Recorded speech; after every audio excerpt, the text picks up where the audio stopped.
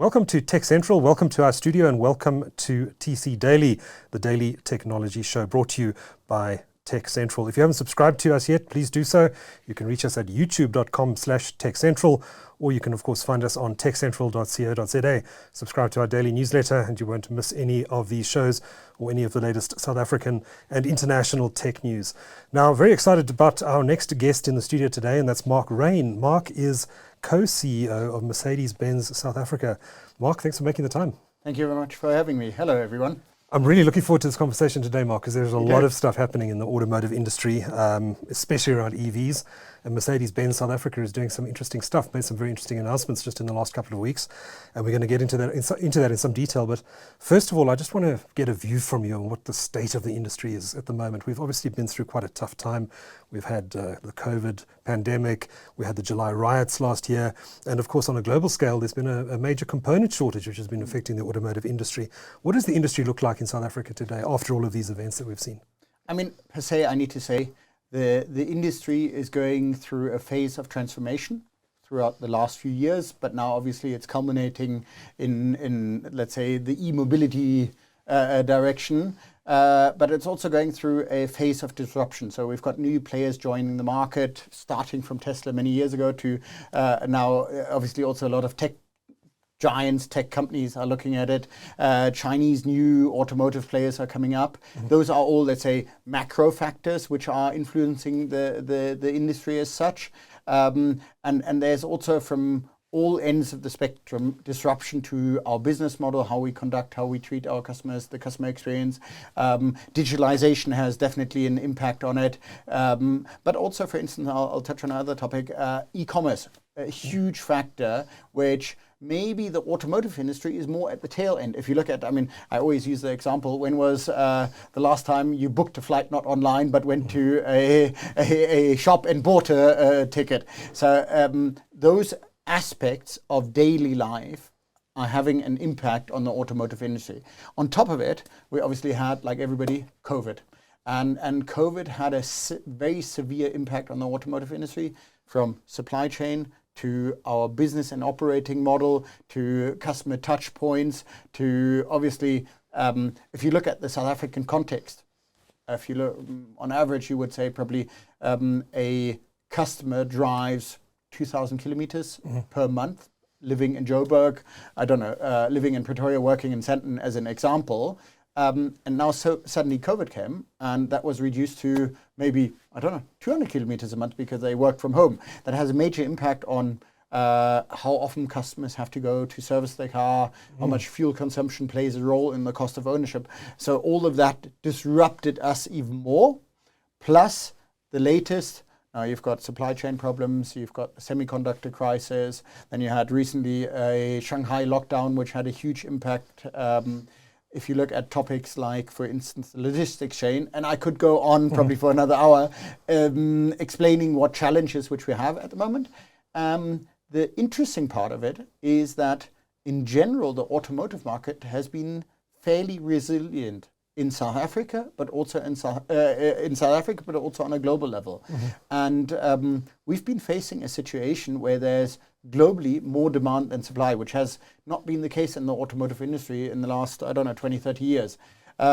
So all in all, extremely interesting period, extremely challenging. A lot of new topics which we had to tackle and find solutions.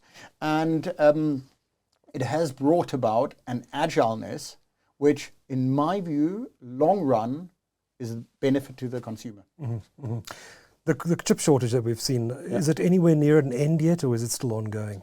I think anybody who would say it's at the end doesn't see the bigger picture or the full picture of it. Not being aloof or arrogant in that regard. Mm-hmm. On the one hand, I mean, COVID happened.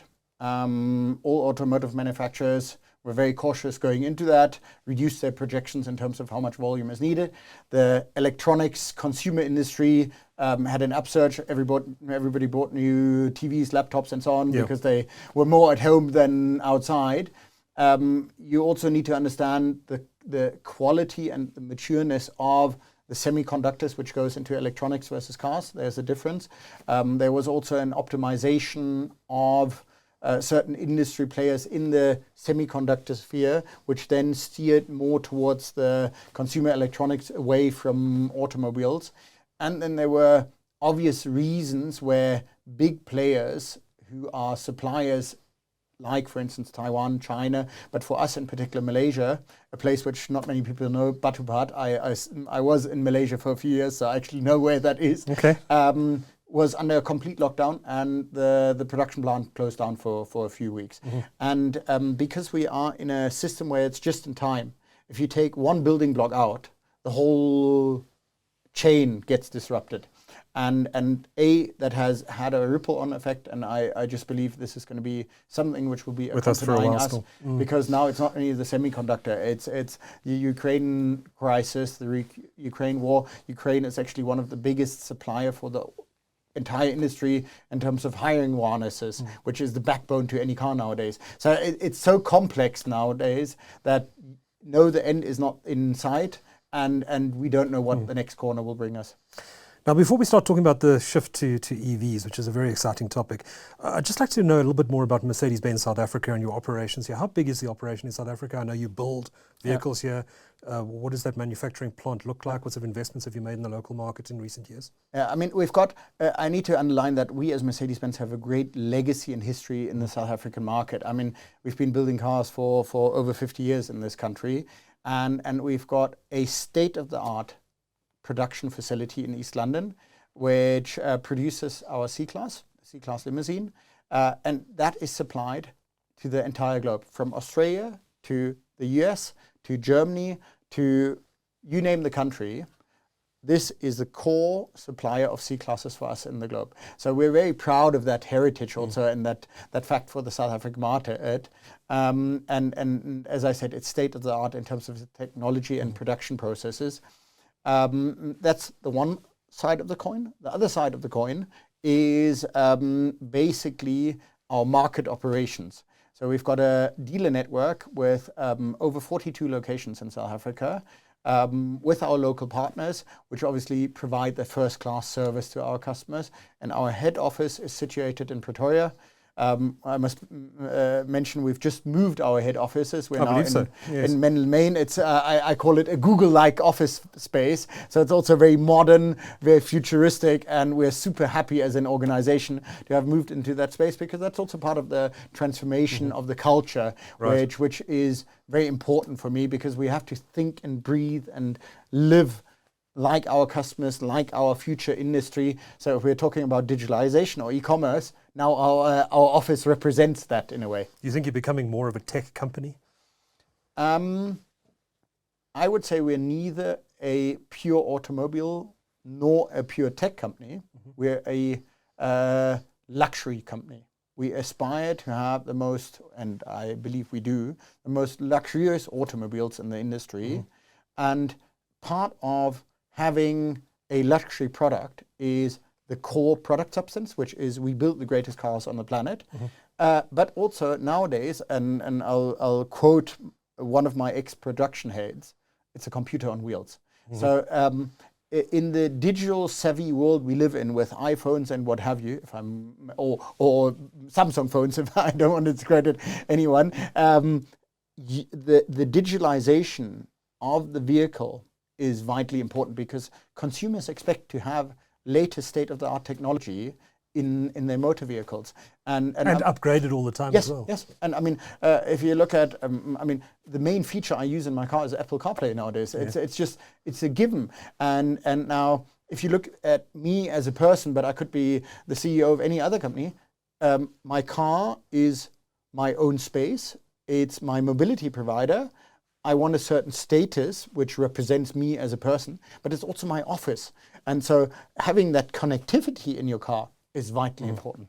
It's quite interesting to see this merging or convergence of tech players and traditional motoring companies. I mean, there's been this rumor that's been around for a couple of years now that Apple is working on an EV, the Apple car potentially coming to market. It's almost as if the two industries are converging. But what will be interesting to see is how exactly that convergence takes place, who decides to do what, whether Apple eventually launches a car or whether it just provides the services inside other vehicles. But it's interesting because I'm sure that the car companies like Mercedes, working with the tech companies to provide a lot of these solutions, also see them as potential competitors. I mean, you're right in saying that, but I think there's a transformation of the game, I call it. If you look at, I say, pre the 2000s, there was no new player entering the automotive market for the last, I don't know, I don't know specific years, but I would say last 80, 100 years in a way. There wasn't a lot of change. Because there were only traditional players in the game.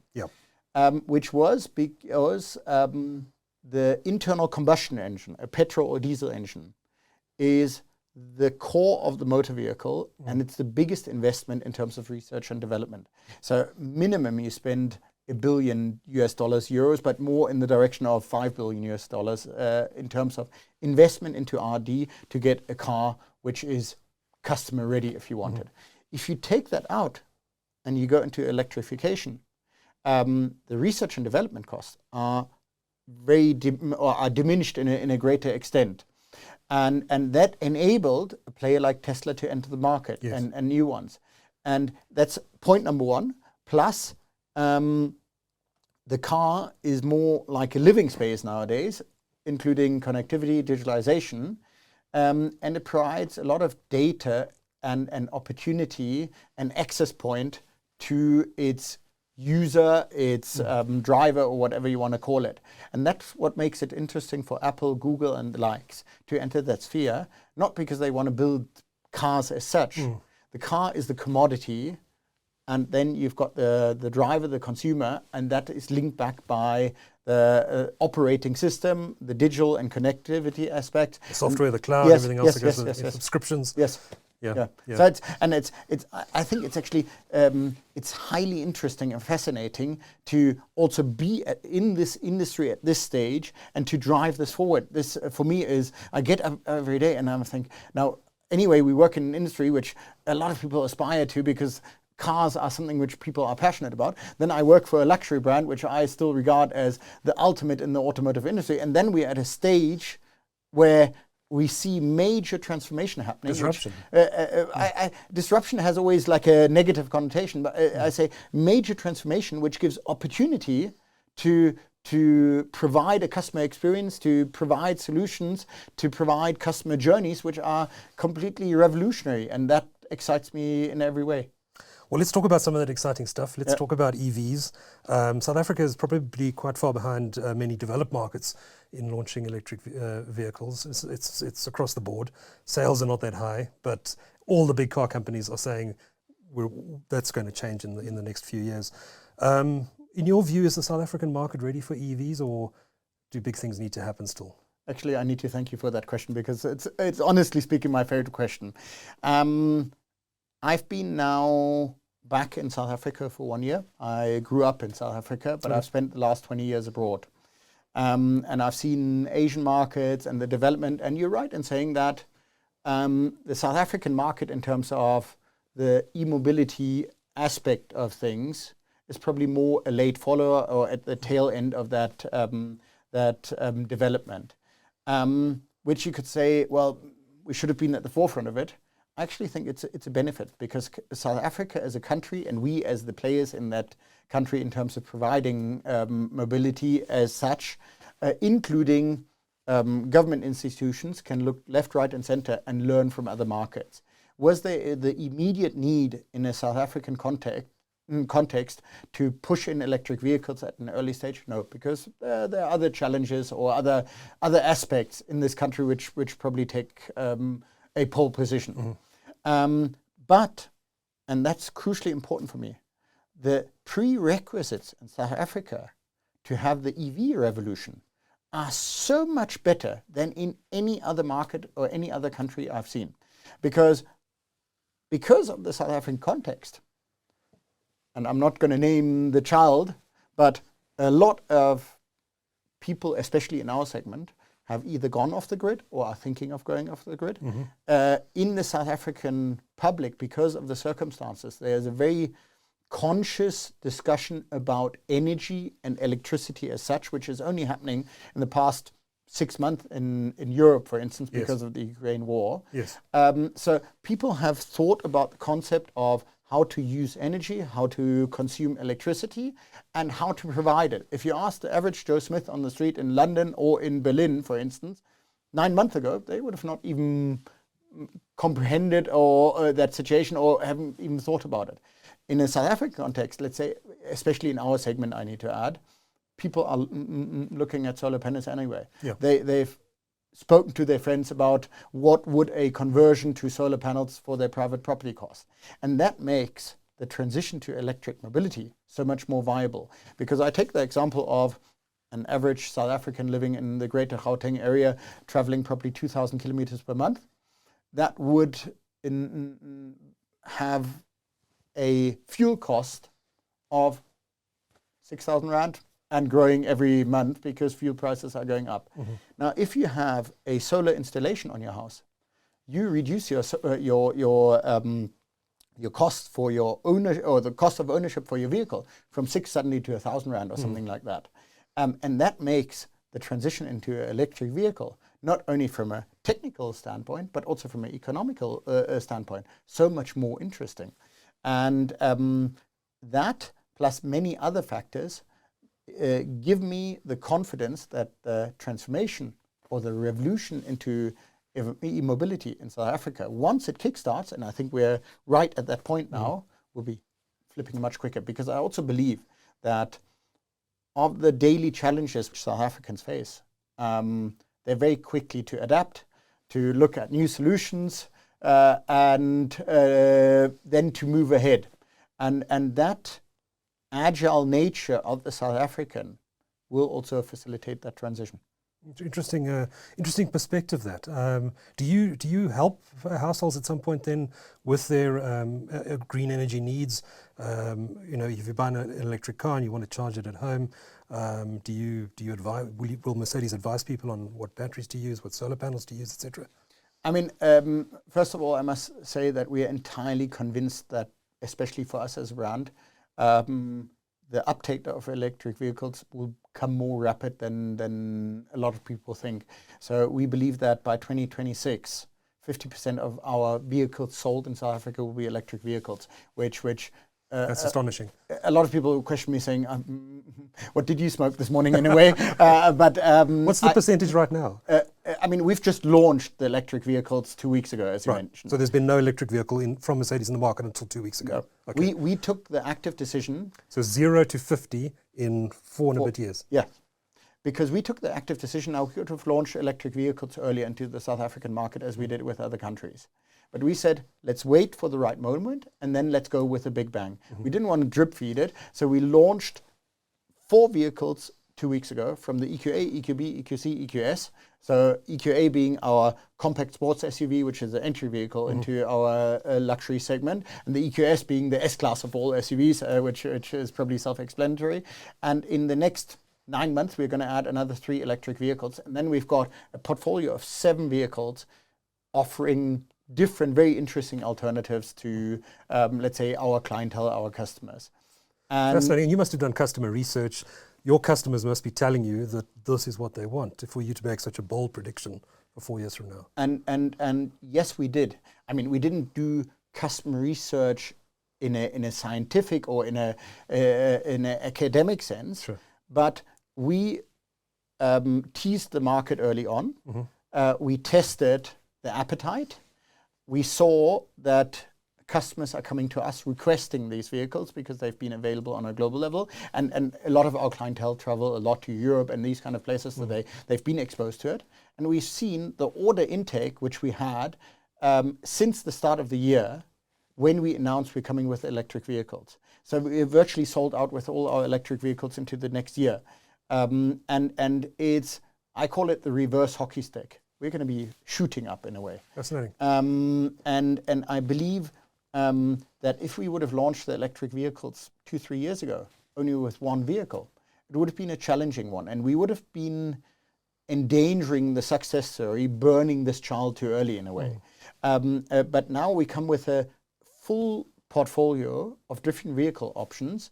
And we specifically said we need to also focus on the entry luxury segment. So if you look at the EQA, it's slightly more expensive than a C-Class, but cost of ownership, it's actually more competitive if you want it. And so if you would be in the market shopping around for something like a C-Class, we can offer you EQA at the monthly installment at a similar rate, and you would have obvious benefits out of it.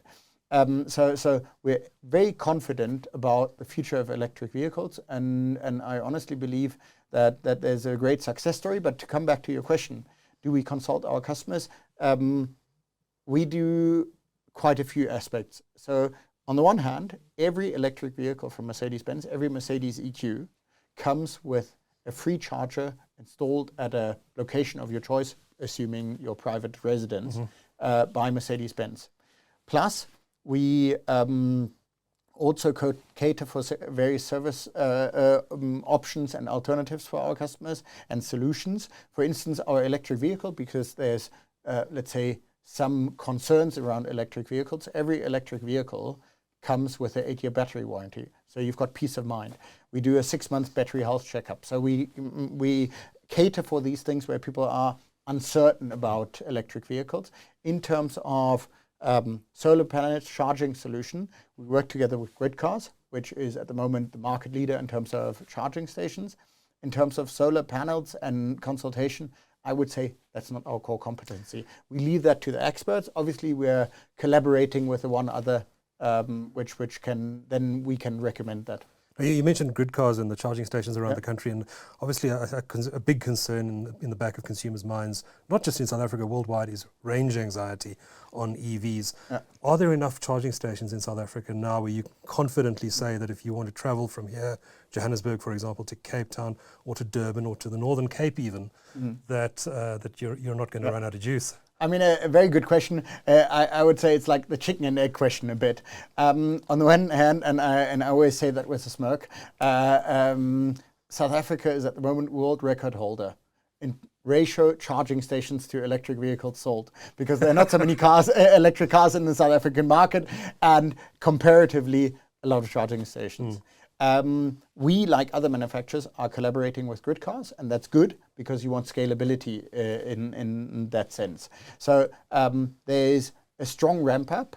We, from our side, provide home charging to every customer. We provide also the option, if you are a customer and you say, okay, thank you very much for this charging station, I'm going to install it at my house, but I want one at my office, we can facilitate that as well. Then Gridcars obviously has a vast network already. We have charging points. A vast network. How big is this network? It's a good question that I wouldn't have off the top of my head. But they've got also an expansion plan. But for instance, you were talking about the long routes to Cape Town and to Durban and so on. They've got a charging network along the main highways, and obviously expanding that. They have been talking to many of the manufacturers. How much you see your electric vehicle population growing, and it obviously needs to go hand in hand. But also us, we're looking at investing in a charging station in Harrismith, so that our customers, which go from, let's say, the Gauteng region to Durban, can safely travel there and have a charging point in the middle. Would that be a Mercedes charging station in Harrismith, or is it an industry collaboration? We're looking at that, for instance, that we have a branded Mercedes-Benz charging station there. Nice. But talking about range, if you look at, for instance, I'll just take the EQS. The EQS 450, which we just launched, has a range of 782 kilometers. 782? Yes. That's astonishing. Which is surprising to most people, like your reaction, because obviously the bigger cars have bigger ranges because they have more space for the battery pack. But if you look at, for instance, the EQA, 426 kilometers. And for me, it's also vitally important that you look at e-mobility in a different light. Number one needs to question how often you drive more than 200-300 kilometers in a day. It does happen, but very seldom. And the day you drive to Cape Town or the day you drive to Durban, that's once or twice in a year, if I can put it that way. Secondly, it also requires a rethinking in terms how you use your motor vehicle. And I always use the comparison to mobile phones, for instance. we all have that anxiety that we run out of juice with our mobile phone. So we've got a charger in the car, we've got a charger at home, we've got a charger in the office, and wherever you go, you plug in. And that's the kind of the same mindset which you have to have when you use electric vehicles. You're not going to run it until empty, go to a petrol station and fill it up anymore. You will wake up in the morning, and obviously because you've got your Mercedes EQ home charger installed, your car is fully charged. Obviously, if that is the case, through your solar panels, and you haven't paid for it because it came through solar energy. Then you travel to the office, and let's assume it's 50 kilometers, which would be already a greater distance. Then you're saying, okay, well, I've still had 80% of my charge in the car. You are at the office in the morning, you plug in your car, and you go out for lunch, and your car is back to 100. And that's the way you approach that. And only the long distance drive considers more concerted or careful planning. Because even if you would say, I leave my house in the morning, I drive 200 kilometers around town, I don't charge during the day, I come back at home, you still have more than 50% if you take the EQA, and with the EQS more than 75% in your battery charge, and you can charge it overnight again because most likely you're not going to use that. And if you look at the longer drives, let's assume you take an EQS from Joburg to Cape Town, 1,500 kilometers. You would probably do a stop in Bloemfontein, have a toilet break, have a coffee, whatever you do, you charge in between. For how long? How long would it take to top up? You've got nowadays already fast charging technology. So for instance, you have 130 kilowatt chargers from Grid Cars at the moment, which we also used when we did our 4,000 test drives of electric vehicles at the Festival of Motoring 2 weeks ago when we launched it here in Kyalami. 10 to 80% charge on a 130 kilowatt charger takes you between 42 and 45 minutes. And assuming that you go from Johannesburg to Bloemfontein and your car is 2/3 still full or half empty, if you want to put it that way. It would get to full again. It would get to full again in 20 minutes, which would be your coffee and your toilet break. Assume that. You're probably going to, even in a petrol car, you would have 2 stops going down to Cape Town because it's just a 14-hour drive. Sure. That is sufficient to fill up your electric vehicle in order to very conveniently and without any range anxiety get down to Cape Town. Assuming there isn't a queue at the charging station, of course. I mean, and that's where I say that goes hand in hand. At the moment, there are around about 350, 400 electric vehicles in the South African market. Obviously, that's going to ramp up quickly, but we've had discussions with Grid Cars, and the other manufacturers probably do the same in order to feed them information in terms of saying, okay, we need more charging station. And it's then all stakeholders need to contribute. Grid Cars, we as manufacturers, private individuals. So there's going to be a whole new industry developing out of that. So we've had discussions with petrol station brands which have approached us and said, how can we be part of this game? Because there's going to be a whole new industry developing. Yeah.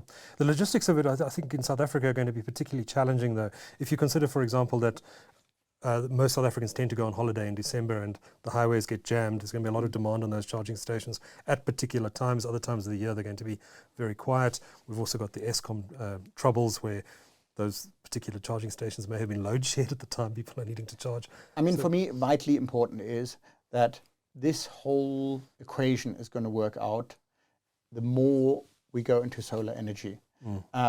Because only that way it can be also economically sustainable. I mean, think about it. I think actually South Africa in its structure as a country has also its benefits because we're not so overpopulated or metropolitan areas are not so overboarding. If you look at areas in China or Seoul in South Korea or Japan or metropolitan areas in Western Europe or California, for instance, you've got a huge population living in one central location where you need to provide an infrastructure where you've got constant traffic jams, where you've constantly got people in cars, whereas let's say in the South African context, it's more widely spread or a bit more evenly distributed. I know we've got the Karoo where there's not a lot, but I think actually the prerequisites are better made for electric mobility. Interesting. Now, I want to get a view from you on whether the South African government is doing enough to facilitate the growth of EV sales in South Africa. Now, I've heard a lot of stories about how exactly EVs are taxed in this country. I've heard that all EVs are levied an import duty of 20 or 25%, and that ICE cars, or internal combustion vehicles, are not levied this tax. Is that true? And if so, why? And does it need to change? I mean, firstly, I need to say we're closely working together with the government. The government has a vast interest in driving the transformation to electric vehicles, recognizing that the South African market was a bit later in that transition. And we are closely aligning what is required. But there are some obvious factors which I say are prerequisites which need to change in order to accelerate that e-mobility transformation. Number one, the topic which you have mentioned. If you would have any super sports car or any ordinary car, you would pay 18% import taxes into South Africa to import that vehicle. If you take electric vehicle, it's 25%. I must be quite honest, it's the only country I know where an electric vehicle is actually disadvantaged in comparison to an internal combustion or petrol car if you want it. That's something which I've addressed quite vocally, and I would say open ears, and it's something which I'm hopeful which will change in the near future. So it's the Department of Trade, Industry and Competition that ultimately decides these tariffs, is that right? Yes, but there are obviously many players in it because it's the tax authorities. Yeah, it's the tax authorities, it's the automotive industry and the department looking after that. So it's an overriding. There are many stakeholders in the game, if you want it, and obviously all of these need to be brought onto one page, and there needs to be a common understanding why there's a lot of value for South Africa as a country to drive this transformation.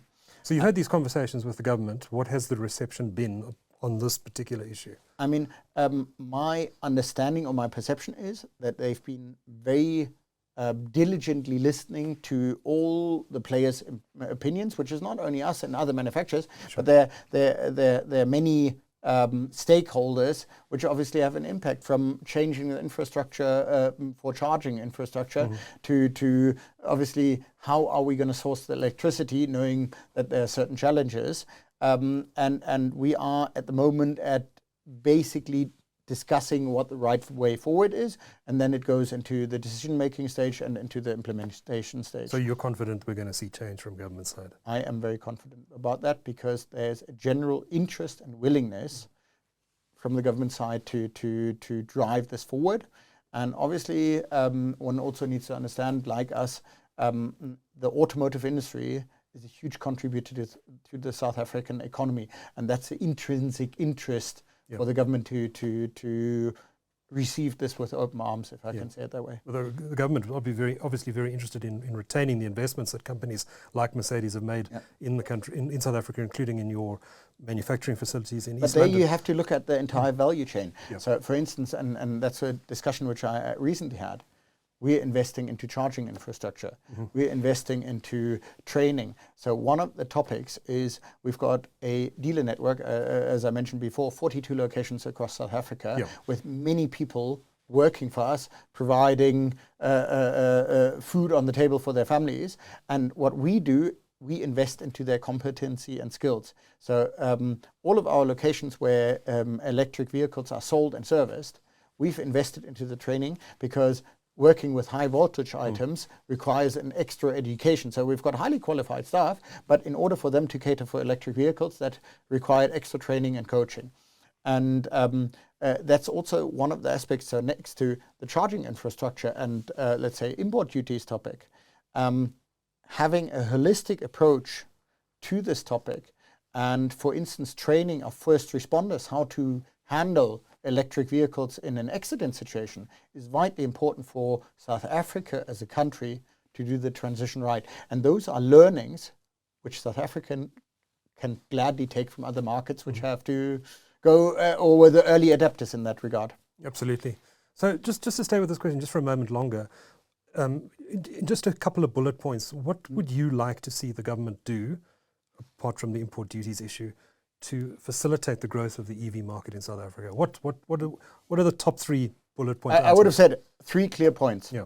It's price parity, have an equal playing field for electric vehicles and internal combustion. Don't give a price advantage to electric vehicles.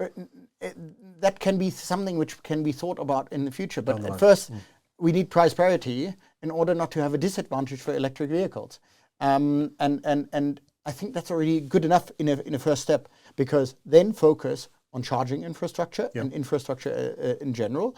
And that needs to be also a uniquely South African approach.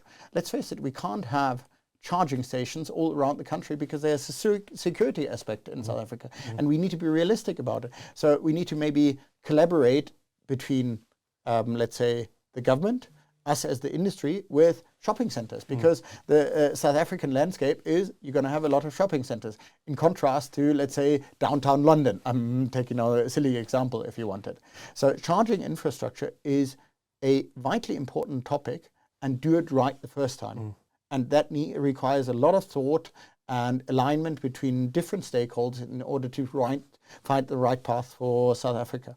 And thirdly, look at it holistically. We need to have first responders which are trained to handle these topics. We need an industry, meaning the after sales and service industry, to handle electric vehicles and to service them. We need a supply chain of battery replacements, and for instance also looking at second use for batteries which come out of cars, disposal of batteries, and they need to be regulations put in place. There needs to be a certain infrastructure how to cater for that. So 3 things: price parity, charging infrastructure, and a holistic approach to catering for electric vehicles. Quite a lot to do, quite a lot of the agenda. I want to just ask about your local manufacturing plant in East London. Do you retool that at some point to make EVs? Is that on the roadmap? I mean, first of all, as I mentioned, it's state of the art. We've just launched or rolled out the new C-Class in the last year, where we've upgraded the production plant to the latest status and state of the art technology. On the other hand, what I'm also super happy is that we're already down that road. We're producing the C-Class plug-in hybrid, the C300E, the C400E, and that's already basically a plug-in hybrid is best of both worlds. Yes. So we already have the competency of producing battery-packed cars in East London, and then we need to see where the journey takes us. I've always wondered whether the hybrid model makes more sense in South Africa, at least in the short term. Given the challenges we've got in this market, that perhaps consumers would be more comfortable in a hybrid than a full EV at this stage. Your view on that? Good question. That's actually a topic which we're looking into. We've had hybrid vehicles, plug-in hybrid vehicles in the past in South Africa, probably not taken off as well as we would have wanted in a way. But also maybe it was not the right time. We've now said, okay, let's go ahead with electric vehicles, and maybe in parallel at some stage we'll bring in plug-in hybrids for the people which are not completely confident or ready to do the big leap of faith. And for those who are ready to make the leap of faith, let's have a brief look before we end this discussion today at the 4 vehicles that you announced just a couple of weeks ago. Let's start with the cheapest entry-level model, if I can call it that. That's the EQA. Now, these vehicles are named very similarly to your existing I-Space vehicles. You've got the A series, the B series, the C series, E series, etc., etc. So these are the electric equivalents of those, I presume. So the EQA would be the electric equivalent of an A-Class. Of a GLA. So it's our compact sports SUV. Now, the benefit, for instance, to electric vehicles, because it's a different vehicle architecture. In the past, cars were designed around an engine block. Yes. That falls away mostly now, and that gives you more interior space in a similar sized car. And so the EQA is probably for me the most promising car in a South African context, because it's accessible to, let's say, a wider audience. It's still a luxury automobile and obviously carries a certain price. But it's more or less, if you look at cost of ownership, you're going to have the same amount which you have to pay for a C-Class as you would have to pay for an EQA. Right. Roughly speaking, depending obviously on mileage you do. Then the second one would be the EQB. So just on the EQA, so we're looking at 148 kilowatts of power from that vehicle, and about a 420 kilometer range. 426, roughly. Yes. 426. and then the EQB. Yes. The EQB is, let's say, the one size up from the EQA. I always call it our family SUV because you get it up to a 7-seater. So that's very exciting. Also, if you look at family sizes in South Africa, that's a perfect solution to take the granny along if you want it. I always say it that way. And that, at a very attractive price, offers you a lot of flexibility and variability in a vehicle, from having an active outdoor lifestyle to taking the entire family away wherever you're going. And it's an SUV.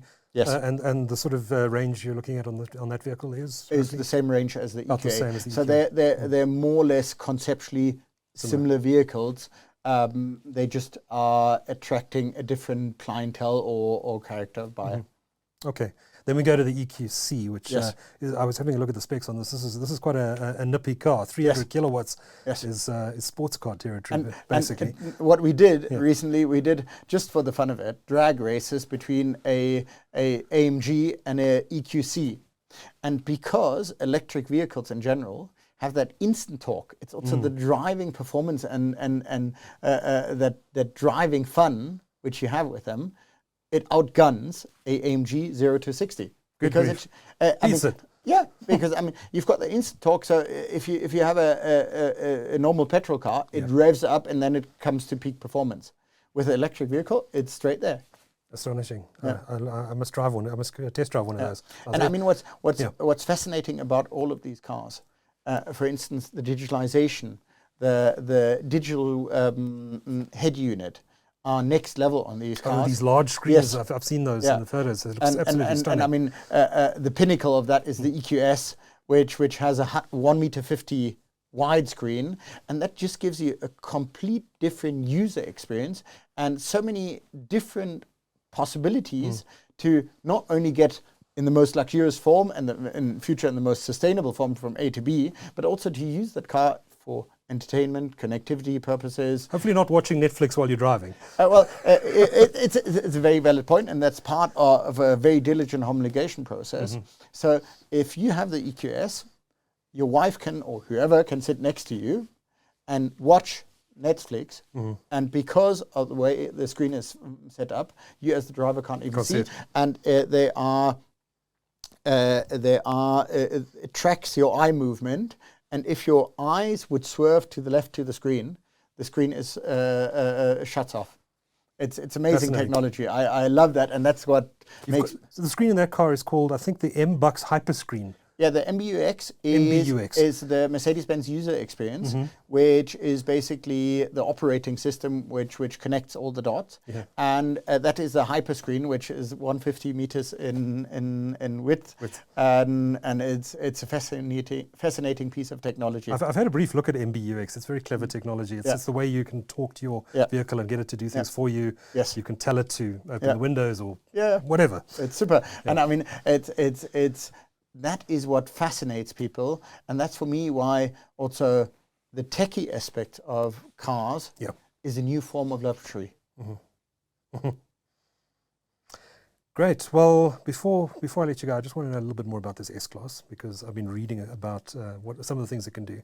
This is coming into the South African market when exactly? Well, we launched it together 2 weeks ago. We're just waiting for the final homologation, and customers are going to be taking delivery, I would say, later part of October. And we're very excited because, especially for the EQS, let's say the early adopters, our top-end clientele have been running down doors for us to get their hands on this vehicle. And we've got two different versions, the EQS 450 and the EQS 53. And what are the differences? The EQS 450 is, I mean, I'm not going to call it the standard version, but it's the, for the lack of the better word, I'll call it now a standard version, which has the range of 782 kilometers, by the way. The EQS 53 is the performance version. So it's the AMG version of an electric vehicle. So basically, we've managed to combine e-mobility with performance, AMG and EQ, and it's absolutely mind-blowing. So how fast does this performance version go? 3.8 seconds from 0 to 100, 940 Newton meters of torque. I mean, it's not a pocket rocket, it's an electric rocket, if you want it. Yes. Yes, and the people who are signing up to or placing pre-orders for these vehicles, are these S-Class owners currently? It's an interesting one, not only in South Africa, but also in other countries of the world. Completely diverse. We've had from sports car competitors, people switching over because they just are fascinated by the technology and the driving performance, to traditional S-Class customers who just want to be early adapters, and also in terms of demographics, we've had very young customers suddenly be having a vast interest, to, let's say, older generations saying, I want to be at the forefront of it. So basically, all walks of life, if I can say it that way. Fascinating, fascinating. Last question. With the move to electric mobility, has Mercedes globally said when they plan to retire ICE-based vehicles entirely? And do you, at what point, I mean, you've given the 2026 figure for 50% EV sales in South Africa. At what point does this market switch entirely to electric? 2032. 2032 globally and in South Africa? Yes. Fascinating. Yes. Mark Raine, CEO of Mercedes-Benz South Africa, thank you so very much for joining us. It has been a pleasure. Thank you. I hope you've enjoyed that discussion as much as I have. As always, if you'd like to subscribe to the show, youtube.com/TechCentral. Otherwise, go to techcentral.co.za for all the latest tech news and interviews. Thank you. Cheers.